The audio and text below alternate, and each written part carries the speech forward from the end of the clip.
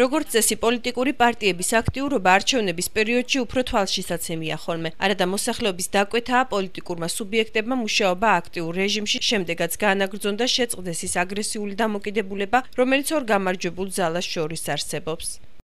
Აი საარჩევნოდ ეხლა შეიძლება 2-3 თვეში დაინიშნოს ადგილობრივი არჩევნები. არ ვიცი, ალბათ 5 თვის შემდეგ, მაგრამ მაინც იქნება.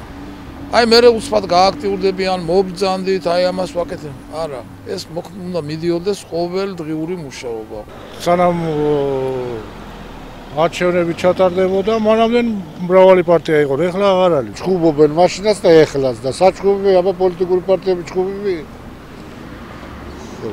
გურჯაანში არჩევნების შემდეგ ძველ მისამართზე ქართული ოცნების ოფისი დაიკეტა. როგორც აგვიხსნეს, ისინი მუშაობას კონფერენციის ჩატარების შემდეგ გააგრძელებენ. რაც შეეხება ერთიანი ნაციონალური მოძრაობის ოფისს, დღეს ისიც დაკეტილი იყო. პარტიის წარმომადგენლების გამარტებით დღეს საპატიო მიზეზი ჰქონდა, თუმცა ოფისი ყოველდღიურად მუშაობს. არასამთავრობო ორგანიზაციები მოსახლეობის პოზიციას იზიარებენ და ამბობენ, რომ პოლიტიკური პარტიების აქტიურობა არჩევნების შემდეგ არ უნდა შენელდეს. ოფისები არის გამოკეტილი და ფაქტიურად ზოგ პოლიტიკურ პარტიას არც აქვს ასეთი ოფისი. ეს ნიშნავს, რომ ისინი არიან ამ პერიოდისთვის ძალიან პასიურები.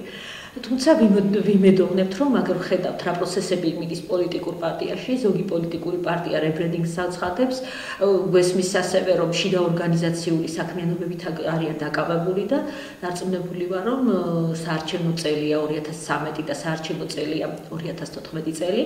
რაც ვფიქრობ, რომ პოლიტიკური პარტიებისთვის ეს არის მაღალი мотиваცია განსაკუთრებით არჩევნები, რომ იყვნენ ძალიან აქტიურები. თვითონ საზოგადოებაც პოლიტიკური პარტიებიც უნდა აქტიურები ვიყოთ არჩევნებს შორის პერიოდში და არა მარტო ის 1-2 თვე, როდესაც წინა საარჩევნო შეხვედრები ხდება მოსახლეობასთან. შესაბამისად, თუ ოპოზიციური პარტია მათი საქმიანობა აუცილებლად უნდა იყოს მიმართული იქითკენ, რომ ხელისუფლებაში ყოფი პარტიის და ხელისუფლებაში ყოფი ძალის განაპირების მონიტორინგი განახორციელოს და უშუალოდ თვითონ ის ძალა, რომელიც ხელისუფლებაში მოვიდა, რა თქმა უნდა, ისიც ახლოს უნდა იყოს მთელი არჩევნების შორის პერიოდში მოსახლეობას.